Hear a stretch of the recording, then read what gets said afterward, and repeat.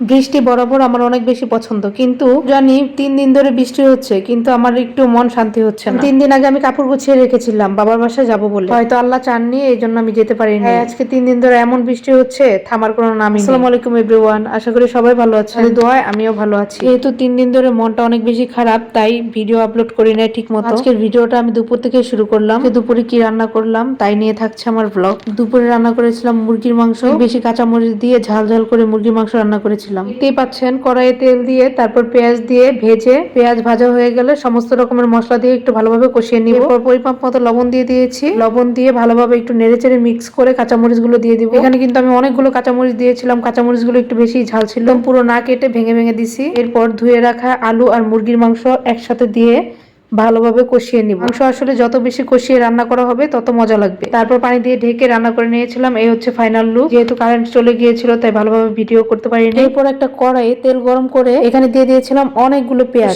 বেশি বেশি পেঁয়াজ দিতে হবে যেহেতু এটা মাছের ডিম ভুনা। এই তো পেঁয়াজটা যখন একটু ভাজা হয়ে আসছে তখন এখানে দিয়ে দিয়েছি শুকনা মরিচের গুঁড়া, হলুদের গুঁড়া আর একটু আদা রসুন। আবার একটু ভালোভাবে কষিয়ে নিব।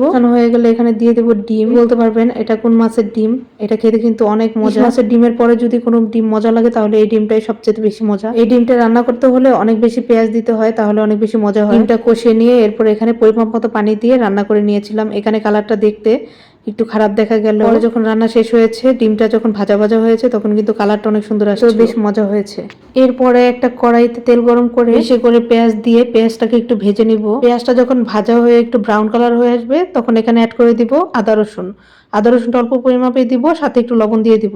এরপর এখানে এক এক করে হলুদ মরিচের গুঁড়া, ধনিয়ার গুঁড়া সবকিছু দিয়ে দিয়েছি। অল্প আছে একটু একটু করে ভালোভাবে কষিয়ে নেব। যেহেতু মাছ ভুনা করব তাই মাছের মশলাটা একটু ভালোভাবে কষিয়ে নিলেই ভালো হয়, করে মাছ ভুনার টেস্ট বেশি বেড়ে যায়। এখন এখানে দিয়ে দিব লবণ, হলুদ, মরিচ দিয়ে মাখানো শিং মাছ। এরপর কিছুটা কাঁচামরিচ দিয়ে ভালোভাবে কষিয়ে নিব মশলার সঙ্গে। এখানে কাঁচামরিচ না দিলেও চলে, কিন্তু দিলে ফ্লেভারটা ভালো আসে। আমি সবসময় মাছ ভুনা আর মাংস ভুনার মধ্যে কাঁচামরিচ দিই, আর এমনিতেও কাঁচামরিচের তরকারি আমার খুবই বেশি পছন্দ। এই তো ভালোভাবে মাছটাকে একটু কষিয়ে নিচ্ছি। ছোট থেকে আমি কখনোই শিং মাছ খেতাম না, একদমই খেতাম না। এরপর প্রেগনেন্সি থেকে খাওয়া শুরু করি, তখন থেকে শিং মাছ খাওয়া শুরু হয় আমার। মাছ কষানো হয়ে গেছে, এখানে পানি দিয়ে দিচ্ছি। আমি মাছটাকে ভালোভাবে রান্না করে নিয়েছিলাম, ভিডিও ডিটেলসে দেখানো যায় না, এতে করে ভিডিও বড় হয়ে যায়। এরপর হাজবেন্ড সন্ধ্যায় কল দিয়ে বললো একটু গরু মাংস খাবে, তাই প্রেসার কুকারে গরু মাংস বসিয়ে দিয়েছিলাম রাতের বেলা। সমস্ত রকমের মশলা দিয়ে মাংসটাকে একটু ভালোভাবে কষিয়ে তারপর অল্প কিছুটা পানি দিয়ে প্রেসার কুকারে দিয়ে রান্না করে নিয়েছিলাম। ঢাকনা খোলার পর দেখা গেল মাংসটা এত বেশি সুন্দর হয়েছে, কালারটা খুবই দারুণ হয়েছে। পরে এখানে আবার মাংসের মধ্যে আলু দিয়ে দিয়েছিলাম। মাংসের মধ্যে আলু দেওয়ার পরে